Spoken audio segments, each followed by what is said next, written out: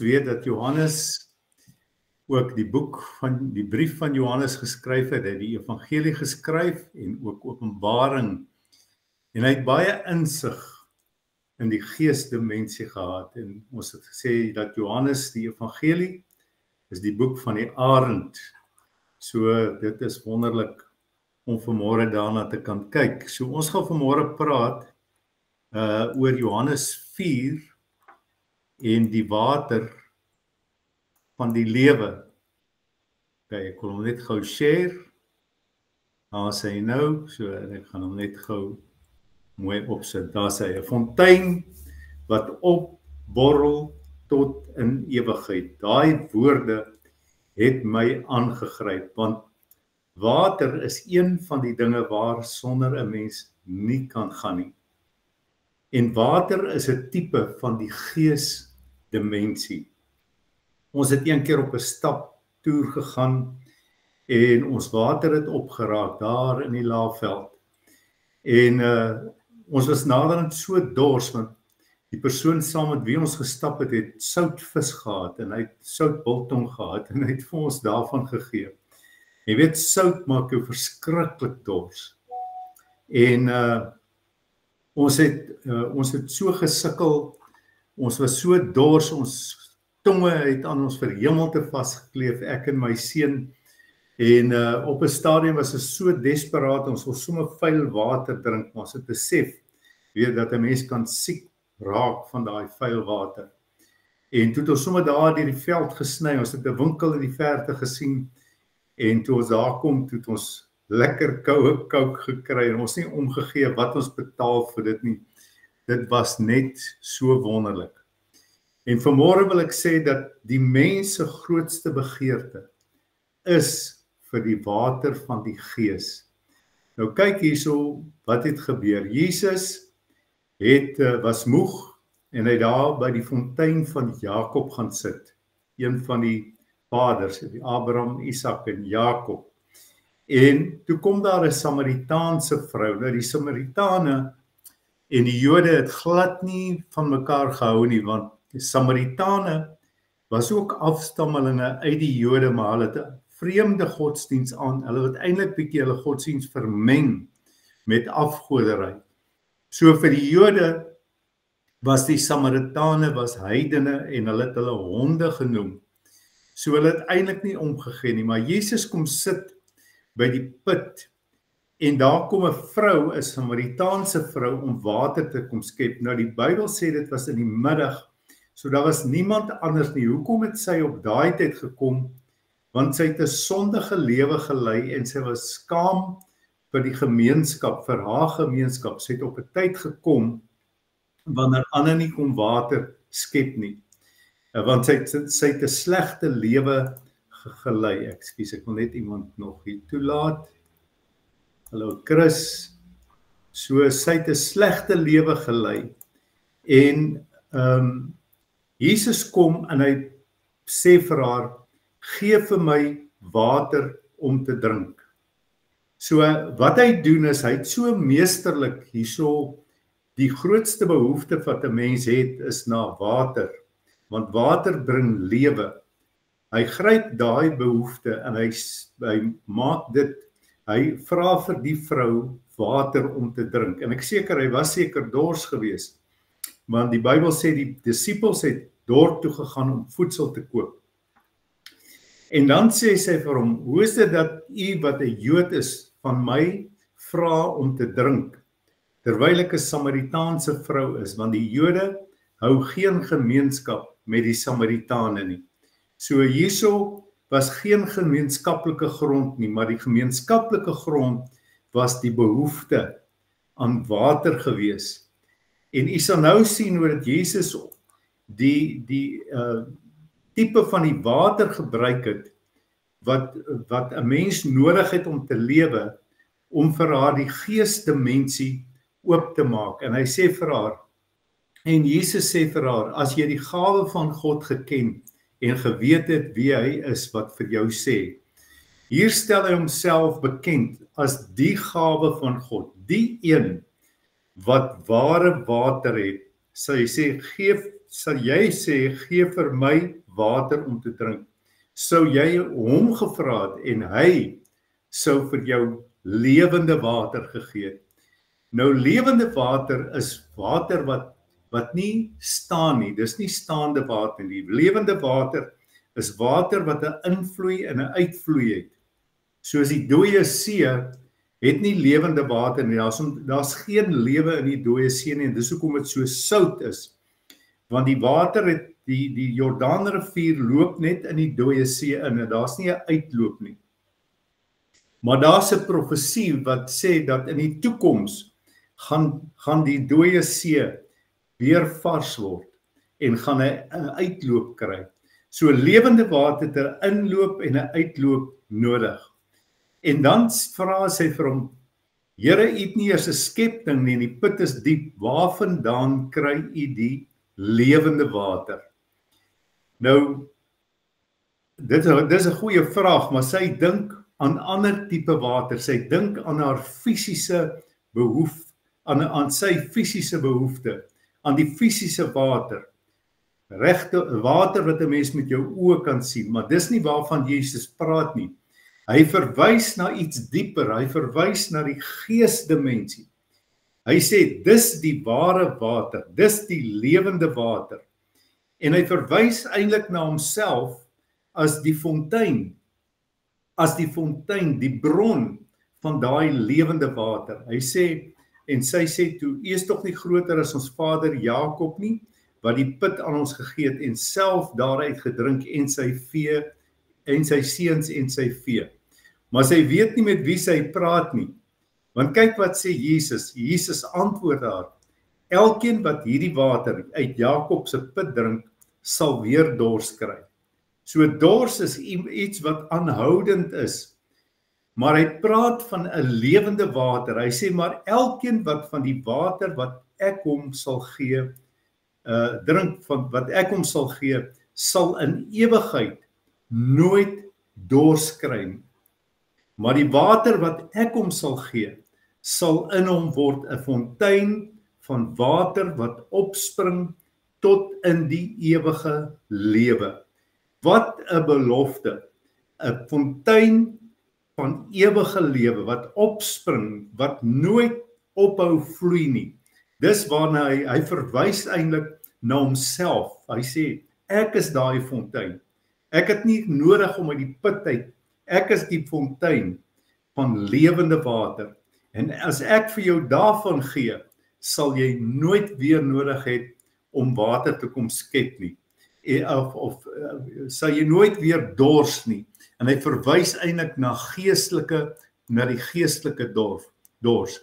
En die vrou sê vir my, Here, en hier besef sy dat sy praat nie net met 'n gewone mens nie.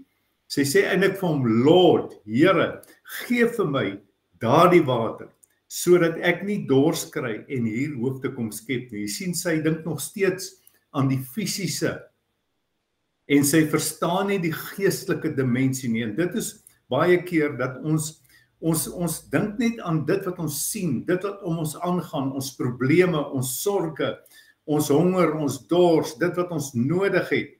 Maar ons besef nie, dit begin in 'n geesdimensie. Al ons fisiese goed, al ons antwoorde, ons oplossings, lê in 'n geestelike dimensie, lê in die fontein van lewe, Jesus Christus. En dan sê Jesus, nou vat hy haar na daai geesdimensie toe. En hy sê vir haar, gaan roep jou man en kom hier. En die vrou antwoord en sê, ek het nie 'n man nie. En Jesus sê vir haar, jy het reg gesê, ek het nie 'n man nie.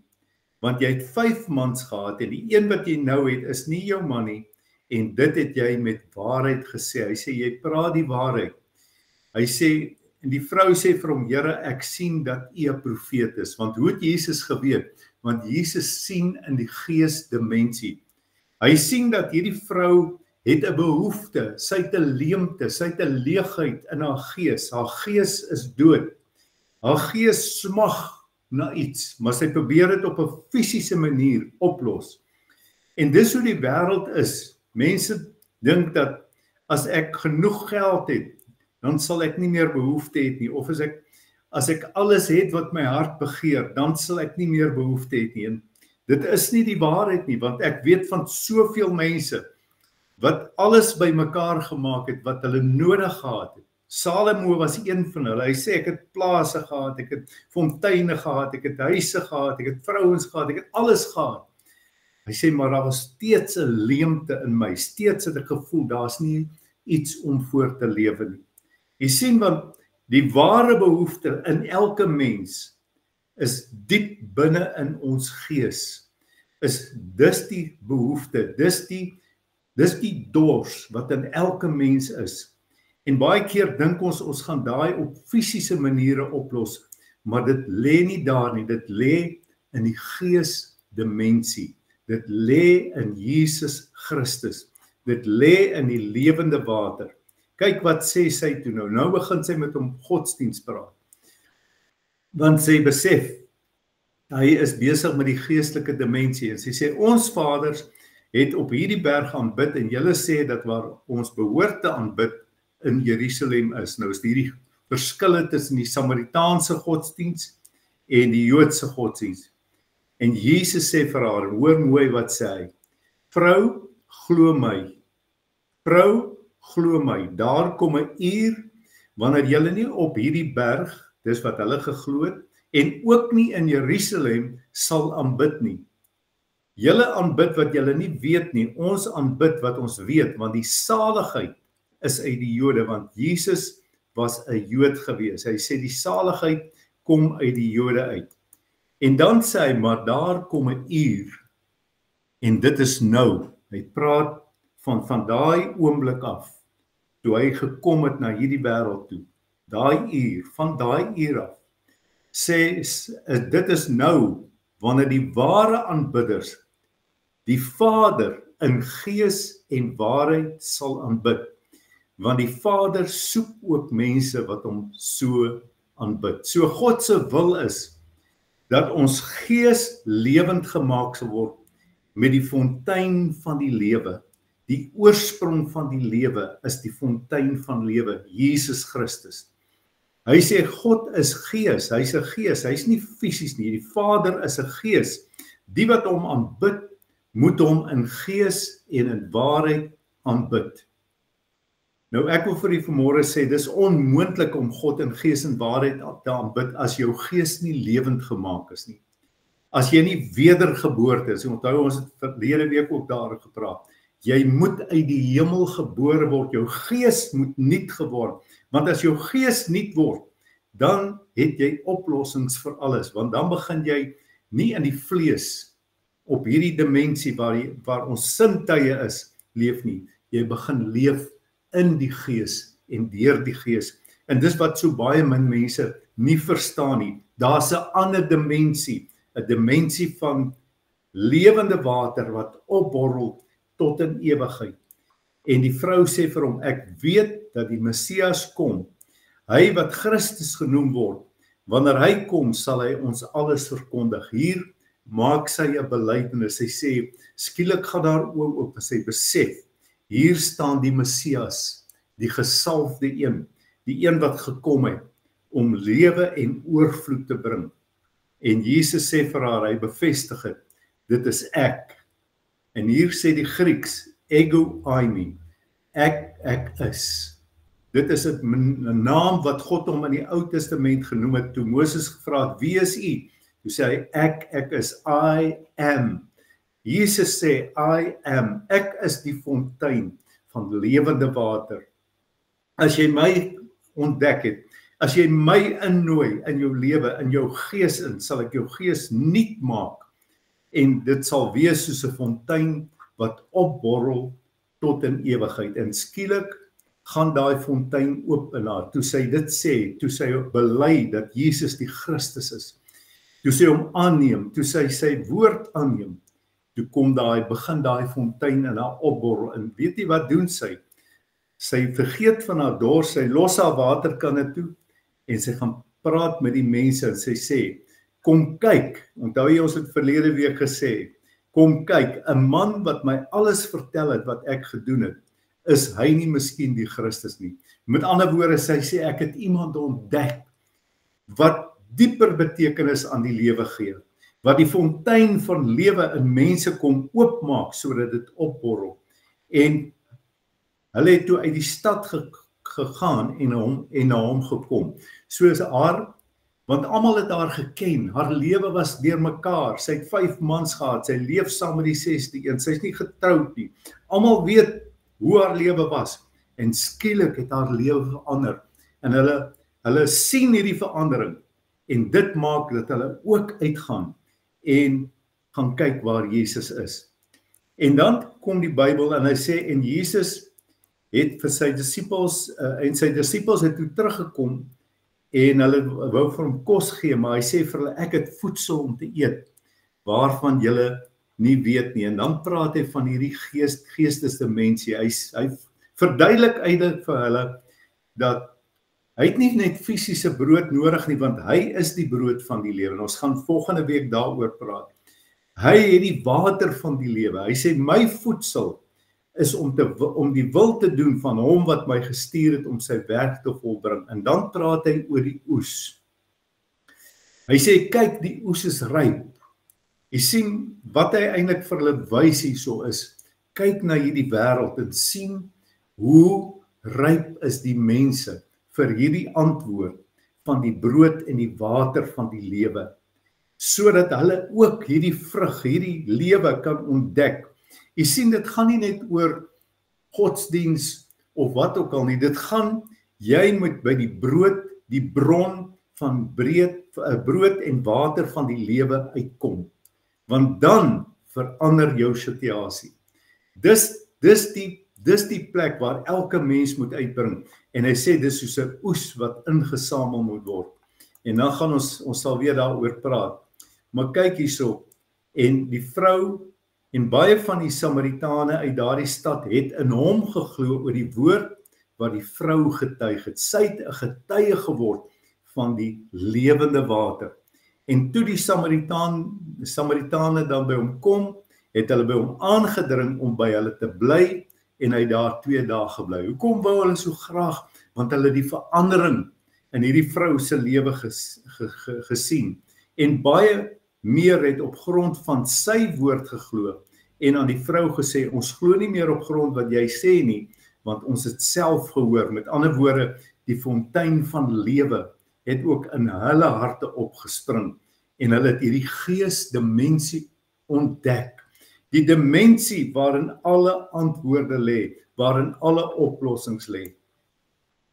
Dis wat ek sê, die geesdimensie het alle antwoorde, want net na hierdie gebeurtenis, en ook in Johannes 4, kom daar 'n koninklike beampte, hy was 'n Romein, hy was ook 'n heiden, en hy sê, sy kind is besig om te sterwe, en Jesus moet hom na hom toe kom. En Jesus antwoord hom, gaan, jou seun lewe, en die man het die woord geglo wat Jesus vir hom gesê het, en hy het gegaan. En toe hy al op pad was, huis toe, kom die diensknegte hom tegemoet en bring die berig en sê vir hom, u kind lewe. En hy verneem toe van hulle die uur waarop hy beter geword het, en hulle sê vir hom, gister, die 7de uur, het die koors hom verlaat. Ek wil vanmôre 3 dinge onderstreep. In die eerste plek, ons het meer nodig as net brood en water.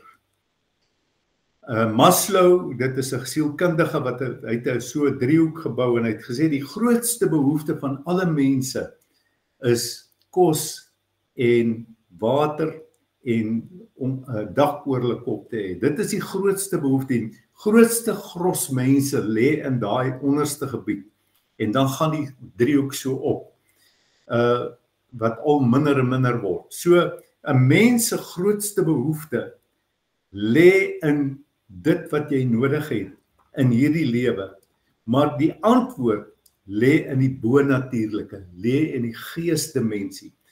Daarom sê ek, die geesdimensie het al die antwoorde, en dis waar ons moet begin, by die geesdimensie.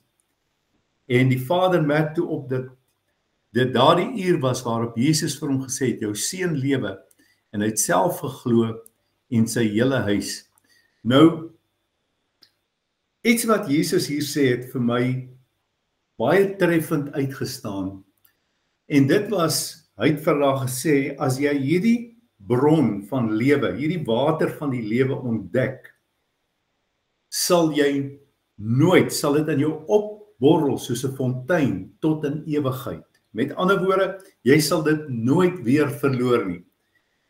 En toe dink ek aan myself aan die dag toe die Here my wederbaar het en hoe daai water, daai blydskap in my hart was en dit het opgeborrel en oorgeborrel.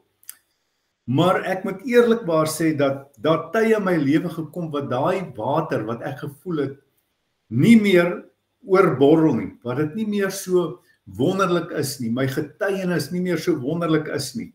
Ek nie meer daai ervaring het van hierdie fontein wat opborrel nie. En ek al baie daaroor gedink, maar Here, U het gesê, as jy hierdie fontein van hierdie water drink, dis van Jesus, sal die fontein nooit ophou borrel nie. En hoekom is dit dan so dat die water nie altyd in ons oorborrel nie? En toe kry ek die antwoord, want dis lewende water, sê die Here. En lewende water het 'n invloei en 'n uitvloei. As dit net 'n invloei het, is dit 'n dooie see. Dan gaan daai water dood, want hy moet invloei en uitvloei. Dis wat lewende water is vloeiende water, is 'n stroom wat loop en dit bly gesond. Wat die Here toe vir my wys is, hierdie vrou het haar lewende water gekry toe sy begin getuig het. Sy het dit gekry toe sy Jesus aanvaar het as die bron, maar sy het nie stil gebly nie. Sy het gaan praat. En dit was so, toe ek tot bekering gekom het, dat ek het nie stil gebly, ek was 11 jaar oud, maar ek het gegaan, in die strate geloop, aan mense se deure geklop, en vertel van hierdie wonderlike ervaring. En jy sien, dit is baie keer, dat ons vergeet, daar's 'n oes daar buite. En ons het daai water gekry, maar jy kan nie die water vir jouself hou nie. Jy moet 'n getuie word. En as jy uitgee, dan kom daar weer vars water. Dis 'n inloop en 'n uitloop. En dan is dit 'n fontein wat opspring tot in die ewige lewe, wanneer jy 'n getuie is. Ek was Vrydag middag was ek in Robertson, en toe ek terugkom by my motor, toe is daar 'n karwag, 'n jong ouetjie, kleerling ouetjie wat my kar opgepas het, en hy sê vir my, meneer nie vir my 'n paai koop nie. En ek sê vir hom, man, kyk hier, my beursie is leeg. Ag meneer, wil meneer nie maar net vir my 'n paai koop? Ek is so honger, ek het vanmôre nog nie eers geëet nie. En ek sê vir hom, jammer man, ek het nie nou klein geld, of ek het nie kontant by my nie. So, en ek is haastig, en ek klim in my kar, en ek ry. Jy sien, ek het nie daai geleentheid gebruik, wat die Here op my pad gestuur het, om 'n getuie te wees nie. En ek ry uit die dorp uit, en toe ek uit die dorp uit ry toe, uit Robertson toe, lui my foon, en ek antwoord, en is my dogter, en sy sê, is papa nog in Robertson? Ek sê, ja. Sy sê, ag, wil papa nie net vir my 'n koek daar by 'n plek optel nie? En dis toe nou naby die plek waar ek gestop het, en ek draai om, ek sê vir haar, en ek gaan terug. En ek dink net so by myself, weet jy, is die Vader nie dalk besig om my terug te stuur, om vir daai oue paai te gaan koop nie, want dieselfde plek waar die koek verkoop die paais. En ek koop die koek, en ek koop 'n paai. En ek ry net so om die hoek, hier staan die ouetjie, en ek vat die paai, en ek sê vir hom, hier's vir jou iets om te eet, en hy is so dankbaar. En ek sê vir hom, moenie vir my dankie sê nie, sê dankie vir die hemelse Vader. Ek sê, want daar is baie mense wat die verkeerde vader het. Die duiwel is, ek sê nie jy, die duiwel is jou vader, maar die duiwel is baie keer mense se vader, en dis hoekom dit met hulle so sleg gaan. Maar as die Vader het vandag vir jou, deur my, hy het vir my gesê, ek moet vir jou hierdie bring, want hy is die goeie Vader. En ek vertel hom, dat die Here my Vader is, en ek sy seun is. 'n Kans om getuie te wees. En weet jy, daai kanse moet ons nie laat verbygaan nie. En toe ek daar weggery, toe voel ek so, daai borrelende fontein weer in my, net omdat ek water van die lewe gegee het, vir iemand wat miskien fisies dors was, maar ook geestelik.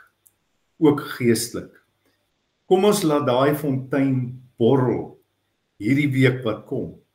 Kom ons gebruik die geleenthede wat die Here vir ons gee in ons lewe, om daai water van die lewe wat in ons is, vir ander mense te gee. Daar is soveel dorsmense, soveel mense met soveel behoefte, met siekte, met sonde, met dinge wat hulle mee sit, wat probleme, wat hulle nie oplossings kry nie. Die oplossing vir alles lê in Jesus Christus, die fontein van die ewige lewe, wat sy gees so oorvloed vir ons gegee het, dat ons ook fonteine kan word, wat water het, wat opborrel tot in ewigheid. Halleluja, prys die Here. Hierdie geesdimensie is so fantasties. Ons gaan weer praat oor water. In Johannes 7 is daar 'n ander verwysing, en dit verwys dan, waar is hierdie fontein? Waar is dit in ons lewe? En hoe kan ons daaruit leef? Want God wil hê ons moet uit die gees uit begin leef, in die gees begin wandel, uit die gees begin lewe. Kom ons bid saam. Vader, dankie dat ons vanmôre toegang het tot ons hemelse Vader, in die geesdimensie. U sê, God soek mense wat hom in gees en in waarheid aanbid. So dit gaan nie oor die godsdiens of daai godsdiens nie, maar dat 'n mens se gees lewend gemaak moet word, sodat jy hom kan ken, want God is gees, en hy soek mense wat hom in gees en in waarheid aanbid. Dankie dat ons vanmôre met een is met u gees, met die Heilige Gees, met die Vader, met die Seun, met die Heilige Gees, dat ons een is met u, en dat ons in dit kan lewe. Ons lewe in hierdie wêreld, Here, ons lewe ook in u wêreld. Ons sit saam met u in hemelse plekke, in Jesus naam, en gee dat ons nooit die water vir onsself sal hou nie, maar dit sal uitdeel vir mense, vir hulle die oplossing sal gee van die water van die lewe. Baie dankie dat u opgekom het vanmôre. Mag die Here vir u ryklik seën in hierdie dag. Wandel deur die Gees, loop deur die Gees, luister na die Heilige Gees, en dit sal met u baie, baie goed gaan. Halleluja.